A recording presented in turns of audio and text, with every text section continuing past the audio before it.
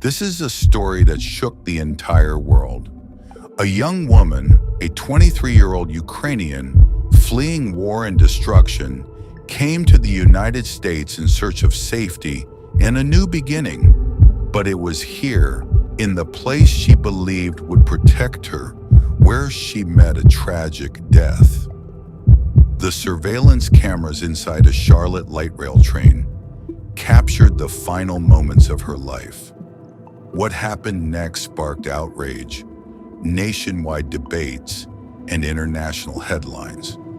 She had only been in America for a few months. Like thousands of refugees, she believed this country would give her safety, a chance to start over. But fate had other plans. That evening, she boarded a light rail train, a routine ride, an ordinary day. No one could imagine how it would end. Surveillance cameras recorded everything. Passengers sat quietly, some scrolling through their phones, some lost in thought. Then, a man entered the frame. His behavior was unusual, strange, but no one paid attention. She was seated just a few steps away, and within minutes, an ordinary train ride would turn into a nightmare. The details shocked the public. What happened lasted only minutes, but it forever changed the lives of dozens of people. Her family, her friends, even the strangers who happened to be in that same train car. By the time it was clear what had happened, it was already too late. Authorities in North Carolina came under immediate fire. How could this happen on public transit? Why was there no security? Why didn't anyone stop it? These questions echoed everywhere, from everyday citizens to lawmakers. The mayor of Charlotte called the killing senseless and tragic. City council members demanded urgent reforms, more transit police, more cameras, stronger safety measures. But ordinary people were asking something else. How could this happen to a refugee, a young woman who came here for safety? Her death became a symbol of the fragile lives of those who leave their homeland searching for hope. The case went far beyond Charlotte.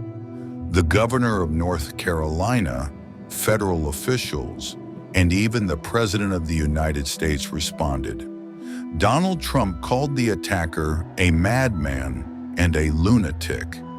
He used the case as proof of a broken justice system, a system that allowed dangerous individuals to walk free.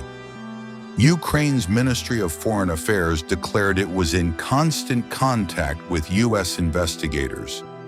International media, from the Times in London to Ukrainian television channels, described the killing as a tragedy that exposed the dark side of American life.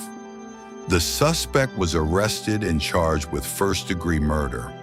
A judge ordered him to undergo psychiatric evaluation. Prosecutors announced they would seek the maximum penalty.